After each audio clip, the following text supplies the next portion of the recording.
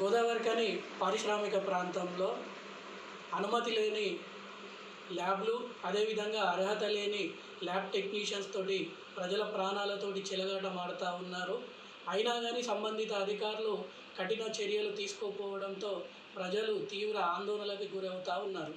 ఈరోజు పారిశ్రామిక ప్రాంతంలో చూసుకుంటే ప్రతి ప్రైవేట్ హాస్పిటళ్ళల్లో ఎక్కడో ఒక మూలకు చిన్న ల్యాబ్ను ఏర్పాటు చేసుకోవడము, దానిలో రక్తము, అదేవిధంగా మూత్ర పరీక్షలు, అదేవిధంగా రక్త కణాల పరీక్షలతోటి అవసరం లేకున్నా పరీక్షల పేరుతోటి ప్రజల వద్ద నుండి వేలల్లో డబ్బులు దండుకుంటూ ఉన్నారు.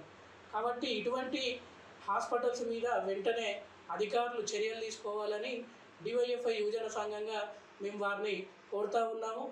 అదేవిధంగా ఎవరైనా హాస్పిటల్కి వెళ్తే గతంలో ఏదైనా వ్యాధి వస్తే దానికి సంబంధించిన గోళీలు ఇచ్చి పంపేటోళ్ళు, కానీ ఈ మధ్యకాలంలో ఏ చిన్న వ్యాధితో హాస్పిటల్కి వెళ్ళినా కానీ రక్త పరీక్ష, మూత్ర పరీక్ష, కణాల పరీక్ష ఖచ్చితంగా చేసుకోవాలని ప్రజల మీద రుద్దడము, ఈ పరీక్షల పేరుతోటి వేల రూపాయలు దండుకోవడం జరుగుతూ ఉన్నది. అదేవిధంగా ఈ ల్యాబ్లు నిర్వహిస్తున్న హాస్పిటళ్ళల్లో కనీస విద్యార్హత లేని ల్యాబ్ టెక్నీషియన్స్ పనిచేయడం జరుగుతూ ఉన్నది. వీరికి ఎంఎల్టీ కానీ డిఎంఎల్టీ కానీ విద్యార్హత ఉండదు. హాస్పిటల్కు సంబంధించిన బంధువులో, స్నేహితులో, వారి దగ్గరికో ఈ ల్యాబ్ టెక్నీషియన్లలో వాళ్ళను అరకొర జీతాలకు ఏర్పరచుకొని ప్రజల ప్రాణాలతోటి ఇక్కడ ప్రైవేటు హాస్పిటల్ యాజమాన్యాలు చెలగాటమాడుతూ ఉన్నాయి.